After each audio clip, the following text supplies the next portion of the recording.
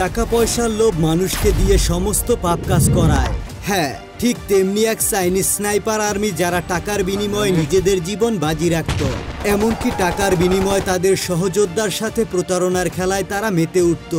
আর একটা সময় এই টাকাই তাদের জীবনের বড় কাল হয়ে দাঁড়ায়, যার ফলে তাদের জীবনে নেমে আসে অবাধ মৃত্যু।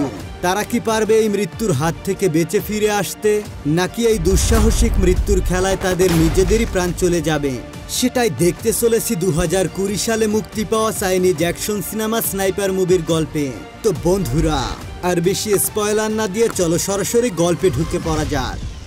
সিনেমার শুরুতে আমরা দেখতে পাই অ্যাডাম নামের একজন লোককে কিছু লোক বন্দি করে তার কাছ থেকে মুক্তিপণ দাবি করছে, কিন্তু তাকে বাঁচাতে মুক্তিপণের টাকা নিয়ে কেউ আসেনি। তাই তারা সিদ্ধান্ত নেয় তারা অ্যাডামকে মেরে ফেলবে, কেননা কোনো মতে সে এখান থেকে জীবিত ফিরলে তারা সবাই পুলিশের ঝামেলায় পড়তে পারে। অথচ তারা বুঝতেই পারেনি অ্যাডামকে বাঁচাতে টাইগার নামের এক স্নাইপার গ্রুপ সেখানে চলে এসেছে। একজন টিম মেম্বার দূর থেকে বসে তার শত্রুদের দিকে নিশানা করে বসে আছে। যেহেতু সে একজন স্নাইপার, তাই তাকে কিছুটা দূরত্ব মেনটেন করতে হচ্ছে। যেখানে টিমের বাকি সদস্যরা সাইলেন্ট কিলারের মতো একের পর এক শত্রুদেরকে মেরেই চলেছে, যেন কেউ তাদের উপস্থিতি বুঝতে না পারে। বাকি সদস্যরা তাদের পজিশন নিয়ে মুখ্যম একটা সুযোগের অপেক্ষায় আছে। অপহরণকারীদের মধ্যে একজন যখন অ্যাডামকে ছুরি দিয়ে মারতেই যাবে, তখনই স্নাইপার তার নিখুঁত শট দিয়ে সেই লোকটির মাথার খুলি উড়িয়ে দেয়। এরপর শুরু হয়ে যায় তাদের সামনাসামনি লড়াই। তখন আমরা চার্লি নামের আর একজন স্নাইপারকে দেখতে পাই। অর্থাৎ আর্মি টিমের ওই দলটিতে একজন নয় বরঞ্চ দুইজন স্নাইপার রয়েছে। আর পুরো সিনেমাটা জুড়ে আমরা তাদেরই গল্প শুনবো। দেখা যায় চার্লিও একজন দক্ষ স্নাইপার। সে তার নিখুঁত নিশানার মাধ্যমে একের পর এক শত্রুদেরকে মেরেই চলেছে। শত্রুদের পক্ষে টিকে থাকা যথেষ্ট কষ্টকর। তখনই তাদের মধ্যে দুজন ব্যক্তি মেশিন গান চালানো শুরু করে। এটা দেখতে পেয়ে কর্নেল চলে যায় তাদেরকে মারার জন্য, কিন্তু কোনোভাবেই সে যেন ভালো সুবিধা করে উঠতে পারছিল না। কোনো উপায় না পেয়ে সে চার্লিকে বলে স্নাইপার শট নিতে। কর্নেলের হুকুম অনুযায়ী সে যখন গুলি করতেই যাবে, তখনই কোথা থেকে যেন একটা গুলি এসে চার্লির পাশে থাকা জানলাতে লাগে, আর সে পড়ে যায়। আসলে আমরা ভাবছিলাম শুধুমাত্র আর্মির সোলজারের টিমেই স্নাইপার রয়েছে, কিন্তু শত্রুপক্ষের মধ্যে একজন বিধ্বংসী স্নাইপার আছে, যাকে আমরা এবার দেখতে পাই। সে একটু আড়ালে বসে তার দক্ষ হাতে স্নাইপিং করেই চলেছে। এটা বুঝতে পেরে মাইক নামের একজন সোলজার বলে এখানে একজন স্নাইপার রয়েছে। যেহেতু তাদের অবস্থান স্নাইপার আগে থেকেই বুঝতে পেরেছে, তাই সে তাদের উপর একের পর এক গুলি চালাচ্ছে। চার্লি আড়ালে বসে ক্যালকুলেশন করতে থাকে যে স্নাইপার তাকে কোথা থেকে গুলি করলো। সে হিসেব করে স্নাইপারের লোকেশন পেয়ে যায়। এবার চার্লি মাইককে বলে তুমি পিছন থেকে দৌড় দাও, যাতে ওই স্নাইপার তোমার দিকে খেয়াল করে, আর সেই সুযোগে আমি আমার পজিশন নিয়ে নিতে পারবো। মাইকও তার কথা মতো পিছন থেকে দৌড় দেয়। তাকে নিশানা করে স্নাইপার যখন গুলি করতেই যাবে, তখনই চার্লি তাকে হেডশট দিয়ে মেরে ফেলে। এদিকে আমরা দেখি মাইক শটগান চালাতে ভীষণ এক্সপার্ট। তার হাতের শটগান দিয়ে সে একের পর এক শত্রুদেরকে মেরেই চলেছে। এবার চার্লি তার স্নাইপার শট দিয়ে মেশিন গান হাতে থাকা দুটি লোককেই মেরে ফেলে। এরপর তারা সবাই সামনের দিকে এগোতে শুরু করে, যাতে করে তারা এখান থেকে অ্যাডাম নামের ওই ব্যক্তিকে বাঁচাতে পারে। কিন্তু এর মধ্যেই ঘটে যায় আর এক বিপত্তিকর ঘটনা। একজন সন্ত্রাসী অ্যাডামের মাথায় বন্দুক ধরে তাকে হোস্টেজ বানিয়ে ফেলে। সে সোলজারদেরকে বলে তোমরা তোমাদের অস্ত্র ফেলে দাও, নয়তো আমি অ্যাডামকে এখানেই মেরে ফেলবো। কর্নেল সবাইকে অস্ত্র ফেলার আদেশ দেয়, তাই এক এক করে সবাই অস্ত্র ফেলে দিতে বাধ্য হয়। কিন্তু চার্লি যেহেতু স্নাইপার নিয়ে লুকিয়েছিল, তাই সে কর্নেলের কাছে শুট নেবার জন্য অনুমতি চায়। কিন্তু কর্নেল তাকে এখানে অনুমতি দেয় না। কিন্তু চার্লি কর্নেলের কথায় তোয়াক্কা না করে অ্যাডামকে গুলি করে। বুলেটটি অ্যাডামের কাঁধ ভেদ করে ওই সন্ত্রাসীর মাথায় লাগে, আর সেই সন্ত্রাসী সেখানেই মারা যায়। কিন্তু অ্যাডামের কাঁধে গুলি লাগার কারণে সে প্রাণে বেঁচে যায়, আর এরই মধ্য দিয়ে তাদের এই মিশনটি শেষ হয়ে যায়। এখন চলো বন্ধুরা, আমরা এই দুর্দর্শ টাইগার টিম সম্পর্কে জেনে নিই। টাইগার নামের এই টিমের সবাই মূলত আর্মি সোলজার, তবে তারা টাকার জন্য অর্ডারে পাওয়া বিভিন্ন মিশন নিয়ে কাজ করত। কিন্তু টাকা কামানোর এই মিশনই এক সময় তাদেরকে প্রতিশোধের নেশায় ডুবিয়ে দেয়, যেটা আমরা গল্পের সামনে জানতে পারবো। যাই হোক, ইনি হলেন ক্যাপ্টেন গাউ, আর তিনি হলেন এই টাইগার টিমের প্রধান। তার নেতৃত্বে মূলত টিমটি সব মিশন কমপ্লিট করে। ক্যাপ্টেন একজন খুব ভালো এবং দক্ষ স্নাইপার। এবার আমরা যাকে দেখছি তিনি হলেন চার্লি। তাকে আমরা একটু আগেই স্নাইপার হাতে দেখেছি, তবে চার্লি স্নাইপারের থেকেও P90 গান চালাতে বেশি এক্সপার্ট। একসময় চার্লি হয়ে ওঠে ওই টিমের সবচেয়ে ভয়ঙ্কর স্নাইপার। এবার আমরা দেখতে পাচ্ছি মাইককে, যার পরিচয় আমরা এর আগেই পেয়েছি। লুচিচেন নামের এই সাধারণ দেখতে মেয়েটি একজন পরিবেশ বিশেষজ্ঞ। আর সর্বশেষ এই টিমের মেম্বার হলো কিম। তার একটা বিশেষ অ্যাবিলিটি হলো লড়াইয়ের জন্য তার কোনো অস্ত্রের প্রয়োজন হয় না। অস্ত্র ছাড়াই সে খুব ভালো ফাইট করতে পারে। প্রথম মিশন শেষ হবার পর তারা সবাই মিলে আর্মি ক্যাম্পে বসে কথা বলছিল। চার্লি সেখানে বলে, আমাকে আমার মিশনের টাকা দিয়ে দিন। ক্যাপ্টেন বলে, মিশনের জন্য তোমাকে কোনো টাকা পয়সা অ্যাডামের পরিবার দেয়নি, কারণ তুমি আমার কথা না শুনে তোমার ইচ্ছে মতন গুলি করে অ্যাডামকে আহত করেছ। এটা শুনতে পেয়ে চার্লি প্রচন্ড রেগে যায়। সে ক্যাপ্টেনের সাথে খুব বাজে ব্যবহার করে যাচ্ছিল। ক্যাপ্টেন বলে, আমি এখানে 3 বছর ধরে এই টিম নিয়ে কাজ করছি। এই 3 বছরের মধ্যে আমি এবং আমার টিমের কেউ এভাবে মিশন কমপ্লিট করেনি যেভাবে তুমি আজকে এই মিশনটা কমপ্লিট করেছ। আমি সর্বদাই চেষ্টা করেছি যাতে মিশনে আমরা সোলজাররা এবং ভিকটিম দুজনেই নিরাপদে থাকে। এটা শুনতে পেয়ে চার্লি আরো রেগে যায়। সে বলে, আমি এইসব কিছুই শুনতে চাই না, দয়া করে আমার টাকাটা দিয়ে দিন। এরপর তারা দুজনে বেশ তর্কে জড়িয়ে পড়ে। চার্লি বলে, টাকা না দিলে আমি এই টিম ছেড়ে চলে যাব। কর্নেলও রেগে গিয়ে বলে, তোমার মতো সোলজার আমার টিমে না থাকলেও চলবে। এটা শুনতে পেয়ে চার্লি রেগে ক্যাপ্টেনের গলা চেপে ধরে। কিম বলে, তুমি ক্যাপ্টেনের গলা থেকে হাত সরাও। চার্লি রাগের বশবর্তী হয়ে কিমকেও ধাক্কা দেয়। এতে দুজনের মধ্যে মারামারি লেগে যায়। আমরা দেখি টিমের সবাই শুধু বন্দুক নিয়ে নয় বরং খালি হাতে মারামারি করতে দারুণ এক্সপার্ট। ফাইটের এক পর্যায়ে চার্লি কিমকে মারতে মারতে দুজনে মাটিতে শুয়ে পড়ে। তখনই সেখানে লুচি নামের সেই পরিবেশ বিশেষজ্ঞ মেয়েটি চলে আসে। লুচি এখানে এসেছে কারণ তাদেরকে অন্য একটি মিশনে যেতে হবে। এবার অবশ্য মিশনে লুচিও তাদের সাথে যাবে। মিশনটি সম্পর্কে কথা বলার জন্য ক্যাপ্টেন সবাইকে ডাকে। এবার তাদের মিশন হলো একটি ট্রাকে যেটাতে খাবার পানি এবং বিভিন্ন সরঞ্জাম আছে। সেটাকে সাকোয়া নামক একটি গ্রামে নিরাপদে পৌঁছে দিতে হবে। সাকোয়া গ্রামের অবস্থা খুবই ভয়াবহ। যুদ্ধের কারণে সেখানে খাবার এবং পানির অভাবে মানুষ মারা যাচ্ছে। তাদেরকে কিছু খাবার এবং পানি বিশুদ্ধকরণের জন্য সরঞ্জাম পৌঁছে দেওয়াই হলো তাদের এবারের মিশন। টিমের সবাই মিলে প্ল্যান করতে থাকে তারা কিভাবে ট্রাকটিকে পৌঁছাবে। প্ল্যানিং কমপ্লিট করে তারা সবাই মিলে মিশনের উদ্দেশ্যে রওনা হয়। ট্রাকটি নিয়ে তারা একটি মরুভূমির মধ্য দিয়ে যাচ্ছিল। ট্রাকের ড্রাইভার আর অন্য একজন সৈনিককে বেশ উৎফুল্ল লাগছিল। সে মনের আনন্দে গান গেয়েই চলছে। আর হঠাৎ করে তাদের ট্রাকটি বন্ধ হয়ে যায়। সবাই গাড়ি থেকে নেমে আসে কি হয়েছে সেটা দেখার জন্য। সোলজারদের মধ্যে একজন জানায় মরুভূমির গরমের কারণে ট্রাকের ইঞ্জিন ওভারহিট হয়ে গিয়েছে, আর এই ইঞ্জিন ঠান্ডা হবার জন্য প্রায় 20 মিনিটের মতো অপেক্ষা করতে হবে। যাই হোক, যথারীতি 30 মিনিট পর তারা আবারও রওনা হয়। কিছু দূর এগোতে সামনে একটি আর্মি চেকপোস্ট পড়ে। একজন এগিয়ে এসে তাদের গাড়িটিকে থামাতে বলে। গাড়ি থেকে নেমে সোলজাররা নিজেদের পজিশন নিয়ে নেয়। ক্যাপ্টেন গাও চেকপোস্টে সোলজারের সাথে কথা বলার জন্য এগিয়ে আসে।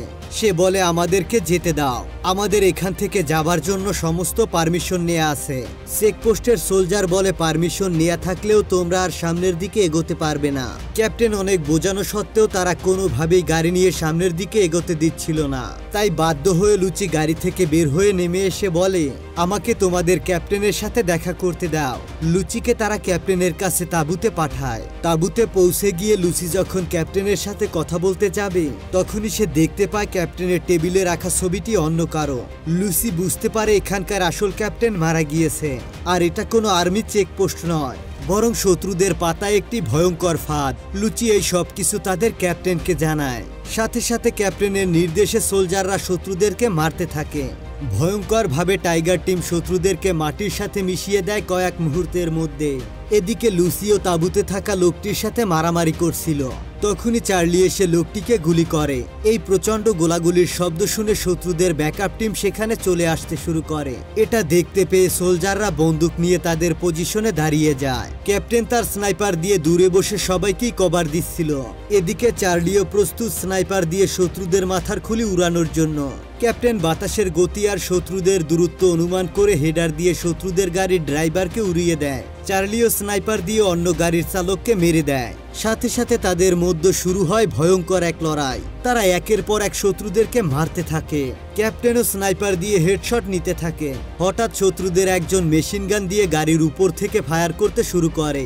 লোকটি সরাসরি ক্যাপ্টেনকে লক্ষ্য করে গুলি ছুড়তে থাকে। ক্যাপ্টেন কোনো রকমে সরে গিয়ে নিজের প্রাণ বাঁচায়। এটা দেখতে পেয়ে চার্লি ওই লোকটিকে হেডশট দিয়ে মেরে ফেলে।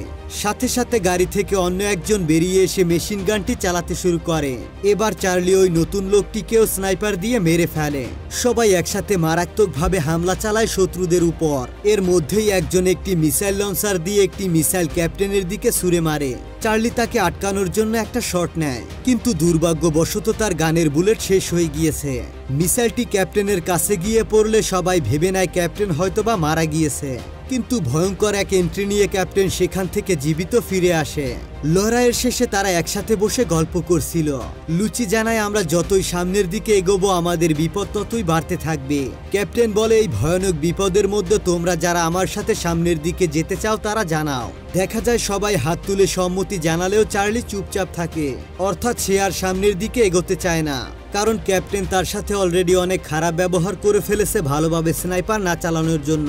লুচি তাকে অনেক বোঝানোর চেষ্টা করে, তাই তার কথায় চার্লি শেষ পর্যন্ত রাজি হয়ে যায়। কিন্তু ক্যাপ্টেন তার কাছ থেকে স্নাইপার নিয়ে ভিক্টর নামের একজন লোককে দিয়ে দেয়, আর তাকে বলে P90 গানটি চালাতে। এটা দেখতে পেয়ে চার্লির অনেকটা খারাপ লাগে, তাই সে মন খারাপ করে একটি জায়গায় দাঁড়িয়েছিল। লুচি সেখানে এসে বলে, তুমি মন খারাপ কেন করছো? চার্লি বলে, ক্যাপ্টেন এত ভালো স্নাইপার চালাতে পারে কিন্তু আমি পারছি না কেন, আর এজন্যই ক্যাপ্টেন আমাকে কোনোই দাম দেয় না। লুচি বলে, ক্যাপ্টেন ছোটবেলা থেকেই অনেক ভালো স্নাইপার চালায়, আর এজন্য সে অনেক পুরস্কারও পেয়েছে। অনেক বোঝানোর পর চার্লি নিজের ভুল বুঝতে পারে এবং ক্যাপ্টেনের কাছে গিয়ে তার ভুলের জন্য ক্ষমা চায়। এতে করে ক্যাপ্টেন বেশ খুশি হয়ে যায়। চার্লি বলে, আপনি না হয় আমাকে ভালোভাবে স্নাইপার চালানো শিখিয়ে দিন। এরপর ক্যাপ্টেন জানায়, তাহলে তোমাকে আমার প্রতিটি কথা মেনে চলতে হবে এবং সেই সাথে আমার কথা মতো প্র্যাকটিস করতে হবে। এটা শুনে চার্লির মনে বেশ খুশির জোয়ার বয়ে যায়। ক্যাপ্টেন তার কাছে থাকা একটি বক্স দিয়ে বলে, বক্সের ভিতরে থাকা সুইগুলো একটি সুতোয় গেঁথে আমাকে দেখাবে। যাই হোক, পরের দিন তারা সাকিয়া গ্রামের দিকে যেতে শুরু করে। চার্লি গাড়ির ভেতরে বসে সেই সুইগুলোতে সুতো পরানোর চেষ্টা করছিল। সে একটি সুইয়ে অল্প সময়ের মধ্যেই সুতো পরিয়ে ফেলে। তখন গাড়ির ড্রাইভার কর্নেলের অর্ডারে ব্রেক লাগায়, আর সাথে সাথে সুইচটি পড়ে যায়। এতে করে চার্লি বেশ রেগে যায়। বেশ কিছুক্ষণ চেষ্টা করার পর চার্লি কর্নেলের দেওয়া সেই সুইচগুলো রেডি করতে সক্ষম হয়। এতে সে বেশ খুশি হয়ে যায়। তখন আমরা ভেক্টরের সাথে আরো একজন লোককে দেখতে পাই, যাদের আচরণ একটু অন্যরকমের লক্ষ্য করা যাচ্ছিল। ইতিমধ্যেই তারা ওই গ্রামে পৌঁছে যায়। সেখানে পৌঁছে তারা দেখতে পায় এই গ্রামের অবস্থা খুবই খারাপ, আর ওই গ্রামের লোকেরা শুধু এক ধরনের খাবার খেত। চার্লিরা এখানে পৌঁছালে একজন ব্যক্তি তাদের ওই খাবারগুলোকে খেতে দেয়। এরপর সকলে খাবারগুলো খেতে শুরু করে, তবে ওই খাবারগুলো এতটাই খারাপ ছিল যে কেউ খেতে পারে না। এজন্য চার্লি খাবারটিকে অন্য কাউকে দিয়ে দিতে বলে। এরপর লুচি চার্লিকে নিয়ে একটি নদীর পাড়ে যায়। এদিকে বাকিরা সবাই খাবার এবং অন্যান্য সামগ্রী গাড়ি থেকে নামাচ্ছিল। তখন ভিক্টর আর তার সাথে থাকা ওই ব্যক্তি হালকা হওয়ার নাম করে ওখান থেকে চলে যায়। নদীর পাড়ে দেখা যায় চার্লি আর লুচি কথা বলছে। ওই নদীর পানি এতটাই নোংরা ছিল যে তা কেউ ব্যবহার করতে পারত না। লুচি তার কাছে গ্রামের মানুষের সকল কষ্টের কথা তুলে ধরে। এদিকে একটি ঘটনা ঘটে যায়। দেখা যায় ভেক্টরের সাথে থাকা ওই লোকটির হাতে একটি গুলি লেগেছে।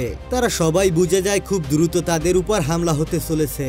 ঠিক সেই মুহূর্তে কিছু শত্রু বাহিনী তাদের উপর হামলা করে বসে। টাইগার টিমও উল্টো ফায়ার করে কোনো মতে নিজেদেরকে কাভার করে নেয়। সেই দুই পক্ষের মধ্যে মুখোমুখি লড়াই শুরু হয়। আর এখানেই ঘটে যায় অবাক করার মতো আরো একটি ঘটনা। ক্যাপ্টেন আর ভেক্টর লড়াই করছিল শত্রুদের সাথে। হঠাৎ ভেক্টর ক্যাপ্টেনের পেছন থেকে বন্দুক ধরে। এসব দেখতে পেয়ে ক্যাপ্টেনের চোখ কপালে উঠে যায়। সে বুঝতে পারে ভেক্টর টাকার বিনিময়ে তাদের সাথে প্রতারণা করেছে। ক্যাপ্টেন ভেক্টরের দিকে ফিরতেই সে ক্যাপ্টেনকে গুলি করে। এদিকে চার্লিরা এক এক করে শত্রুদের সাথে লড়াই করতে থাকে। লুচি সকলকে জানায় সে এখান থেকে এমন একটি জায়গা চেনে যেখান থেকে তারা শত্রুদেরকে খুব সহজেই মোকাবিলা করতে পারবে, সেই সাথে নিজেদেরকেও তারা সুরক্ষিত রাখতে পারবে। তখন চার্লিরা ওই জায়গাটিতে যাবার জন্য চেষ্টা করে। এদিকে ভেক্টরের সাথে থাকা লোকটি ছুরি দিয়ে কিমকে আঘাত করে, আর তাদের হাতে যে গুলিটি লেগেছিল তা ছিল তাদের বানানো একটি গল্প। এরপর কিম এবং ওই লোকটির মধ্যে ব্যাপক লড়াই শুরু হয়। কিম ওই ব্যক্তিটিকে প্রায় হত্যা করেই ফেলছিল। তখনই সে ছুরি দিয়ে কিমের পা কেটে ফেলে। ওই মুহূর্তে সেখানে অনেক শত্রুরা এসে পড়ে। তারা কিমের দিকে গুলি করতে থাকে। কোনো উপায় না দেখে সে সেখান থেকে পালিয়ে যেতে বাধ্য হয়। এদিকে চার্লিদের 3 জনকে দেখা যায় তারা ওই জায়গায় পৌঁছে গিয়েছে। অন্যদিকে আমরা ক্যাপ্টেনকে দেখতে পাই সে কোনো মতে নিজের জীবন বাঁচিয়ে নিয়েছে। সে চার্লিদের কাছে তাদের লোকেশন জানতে চায়। চার্লিও তাদের সঠিক লোকেশন ক্যাপ্টেনকে জানিয়ে দেয়। ক্যাপ্টেন লোকেশন পেয়ে ওই ঘরের মধ্যে চলে আসে। এখানে দেখা যায় ক্যাপ্টেনের অবস্থা খুবই খারাপ ছিল। চার্লি ক্যাপ্টেনের ক্ষতস্থান দিয়ে রক্ত পড়া বন্ধ করার চেষ্টা করে। মাইক ক্যাপ্টেনের কাছে জানতে চায় এখন তাদের কি করা উচিত। এরপর তারা সবাই মিলে একটা প্ল্যান করে।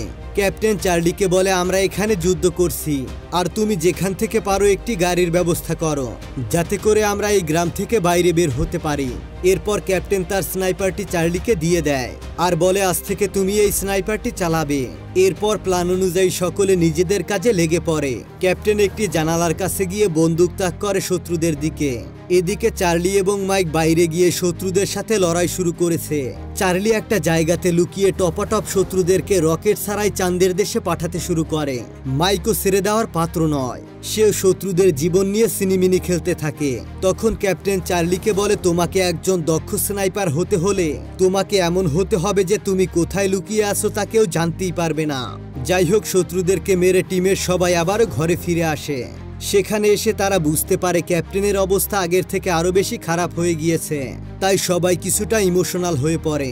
ক্যাপ্টেন তাদেরকে শান্ত করে বলে আমি হলাম একজন স্নাইপার, আমার জন্য একজন যোদ্ধা হিসাবে লড়াইয়ের মাঠে মৃত্যুবরণ করার মতো গর্বের কিছু আর নেই। তাই তোমরা এখান থেকে চলে যাও, আমি এখান থেকেই শত্রুদের সাথে লড়াই করব। ক্যাপ্টেনকে রেখে কেউ এখান থেকে যাবার জন্য রাজি হয় না। তখন ক্যাপ্টেন বলে মনে করো তোমাদের জন্য আমার এটাই লাস্ট অর্ডার। বাধ্য হয়ে টিম মেম্বাররা তাকে স্যালুট করে সেখান থেকে চলে আসে। বের হওয়ার সাথে সাথে শত্রুরা ক্যাপ্টেনের উপর আবারও হামলা করতে শুরু করে। ক্যাপ্টেনও এখানে একা একা সবাইকে মারতে শুরু করে। সে চার্লিকে তার রেডিওর মাধ্যমে বলে আমার স্নাইপার আমাকে স্নাইপার চালাতে দক্ষ হওয়ার জন্য 3টি নিয়ম শিখিয়ে দিয়েছিল। প্রথমটি হলো সুইচে সুতা পরানো, যেটি তুমি অনেক আগেই করে ফেলেছো। দ্বিতীয়টি হলো একজন স্নাইপারকে পাথরের মতো কঠিন হতে হবে যাতে কেউ তার নিঃশ্বাসের শব্দটিও শুনতে না পায়। চার্লির সাথে কথা বলার সময় ক্যাপ্টেন শত্রুদের সাথে যুদ্ধ চালিয়ে যাচ্ছিল। এবার সে চার্লিকে শেষ নিয়মটি সম্পর্কেও বলে। সে বলে একজন স্নাইপারকে অবশ্যই একাধিক প্ল্যান নিয়ে কাজ করতে হবে। যদি কোনোভাবে প্রথম প্ল্যানটা কাজ না করে তবে সাথে সাথে প্ল্যান বি কাজে লাগাতে হবে। এটা বলার পর ক্যাপ্টেন বুঝতে পারে তার জীবনের শেষ সময় চলে এসেছে। সে তার পরিবারের ছবিটি শেষবারের মতো দেখে নেয়। এরই মধ্যে শত্রুরা তাকে ঘিরে ফেলেছে। চার্লি দূর থেকে স্নাইপারের নিশানা লাগালেও ক্যাপ্টেন তাকে নিশানার মাধ্যমে গুলি চালাতে নিষেধ করে। এরপর ক্যাপ্টেন তার হাতে থাকা গ্রেনেডটাকে ব্লাস্ট করে শত্রুদের সাথে নিজেকেও শেষ করে দেয়। টিমের বাকি সবাই হতাশ হয়ে পড়ে, কিন্তু যুদ্ধ তো কারো জন্য থেমে থাকে না। শত্রুদের হাত থেকে বাঁচতে তারা একটি দেয়ালের পেছনে আশ্রয় নেয়। তবে এরই মধ্যে শত্রুদের মধ্যে একজন লুসিকে বন্দি করে ফেলে। চার্লি স্নাইপার দিয়ে শট নিতে যাবে তখনই ভেক্টর চার্লির দিকে গুলি ছোড়ে। চার্লি কোনোভাবে প্রাণে বেঁচে গেলেও ভেক্টর দেয়ালে একের পর এক গুলি ছুড়তে থাকে। চার্লি ও মাইক বুঝতে পারে এখানে টিকে থাকা সম্ভব নয়। তারা এখানে ব্ল্যাক ক্যাট নামের একটি পরিকল্পনা কাজে খাটায় আর পরিকল্পনা অনুযায়ী তারা দুজনে দুদিকে দৌড় দিবে যাতে শত্রুরা তাদেরকে কোনোভাবেই ডিটেক্ট করতে না পারে। যদিও তারা প্ল্যান অনুযায়ী কাজ করে, কিন্তু ভেক্টর ছিল খুবই চালাক। সে ঠিকই তাদের চাল বুঝে যায় আর এই কারণে সে লক্ষ্য করে মাইকের পায়ে গুলি করে। মাইকের অবস্থা খুবই খারাপ হয়ে যায়, কোনোভাবেই সে নিজের জায়গা থেকে লড়তে পারছিল না। মাইক বলে চার্লি তুমি আমাকে ব্যাকআপ হিসেবে ব্যবহার করো। চার্লি প্রথমে এতে রাজি হয় না, কিন্তু শেষ পর্যন্ত কোনো উপায় না পেয়ে মাইককে কাভার হিসেবে ব্যবহার করতে বাধ্য হয়। চার্লি মাইককে কাভার করে ভেক্টরকে গুলি করে, কিন্তু ভাগ্যক্রমে গুলিটি ভেক্টরের মুখের চামড়ায় লেগে বেরিয়ে যায়। এরই মধ্যে হঠাৎ কিম কোথা থেকে এসে সকলকে গুলি করতে থাকে। অনবরত গুলি করার কারণে শত্রুরা সেখান থেকে পালাতে বাধ্য হয়। এরপর আমরা দেখতে পাই কিম এবং চার্লি ক্যাপ্টেন ও মাইকের কবরের পাশে দাঁড়িয়ে আছে এবং প্রতিজ্ঞা করে নিজেদের জীবন দিয়ে হলেও তারা এই মৃত্যুর প্রতিশোধ নিবে। আর এভাবে টাকার জন্য আসা মিশনটাই এখন ভয়ঙ্কর প্রতিশোধের মিশন হিসাবে পরিণত হয়। এরপর তারা শত্রুদেরকে মারার জন্য মাস্টার প্ল্যানিং করতে থাকে। প্ল্যান অনুযায়ী তারা একটি পাহাড়ি এলাকায় পজিশন নিয়ে বসে থাকে, কারণ শত্রুরা এদিক দিয়ে আসবে তারা এই ব্যাপারে 100% নিশ্চিত ছিল। এখানে থাকা একটি গাড়িতে তারা বোমা সেট করে রাখে লুচি এখন তাদেরকে জানায় শত্রুরা প্রায় পৌঁছে গিয়েছে। শত্রুদের গাড়িটি কাছাকাছি আসতেই লুচির বোমা রাখা সেই গাড়িটির সাথে শত্রুদের গাড়িটিকেও উড়িয়ে দেয়। জীবন বাঁচাতে চার্লি লোকেশন পরিবর্তন করার জন্য ছুটতে থাকে। নজরে পড়ে যাবার কারণে শত্রুরা তাকে উদ্দেশ্য করে গুলি ছুড়তে থাকে। তখনই পিছন থেকে কিম এসে শত্রুদেরকে মারতে শুরু করে। কিমের মেশিন গানের সামনে কেউ টিকতে পারে না। এভাবে কিছুক্ষণ চলার পর কিম ভাবতে থাকে তারা হয়তোবা সমস্ত শত্রুদেরকে মেরে শেষ করে ফেলেছে। এটা দেখতে পেয়ে তারা বেশ খুশি হয়ে যায়। তখনই কোথা থেকে একটি স্নাইপারের গুলি এসে লাগে কিমের মাথায়, আর কিম সেখানেই মারা যায়। লুচি এবং চার্লি এটা দেখতে পেয়ে খুবই ইমোশনাল হয়ে পড়ে। আমরা দেখতে পাই ভেক্টর একটা জায়গায় বসে তার স্নাইপার দিয়ে গুলি করে কিমকে মেরে ফেললো, আর এখন সে চার্লির দিকে গুলি ছুড়তে শুরু করেছে। চার্লি কোনো মতে পাথরের পিছনে কাভার নেয়। সেখানে বসে সে ভেক্টরের গান রিলোড নেওয়ার জন্য অপেক্ষা করতে থাকে। অন্যদিকে একজন আবার লুচিকে বন্দি করে ফেলে। এটা দেখতে পেয়ে চার্লি কোনো রকমের স্নাইপারের শট নিয়ে তাকে আহত করে লুচিকে বাঁচিয়ে নেয়। এবার সে মনে মনে তার ক্যাপ্টেনের শেষ প্ল্যানটার কথা ভাবতে থাকে। সে লুচিকে প্ল্যান বি অনুসারে কাজ করতে বলে। প্ল্যান বি অনুসারে লুচি একটি গাড়ি ব্লাস্ট করে। সাথে সাথে ভেক্টরের মনোযোগ সেদিকে চলে যায়, আর এই মোক্ষম সুযোগে চার্লি তার নিখুঁত শটের মাধ্যমে ভেক্টরের মাথায় এপার ওপার করে দেয়। আর এভাবেই চার্লি তার ক্যাপ্টেন এবং পুরো টিমের মৃত্যুর প্রতিশোধ নিয়ে নেয়। এরই মধ্য দিয়ে আজকের গল্পটা এখানেই শেষ হয়ে যায়। তো বন্ধুরা, কেমন লাগলো আজকের গল্পটি তা অবশ্যই কমেন্ট করে জানাও। দেখা হবে পরবর্তী ভিডিওতে। ততক্ষণ পর্যন্ত তোমরা ভালো থাকবে, সুস্থ থাকবে। আল্লাহ হাফেজ।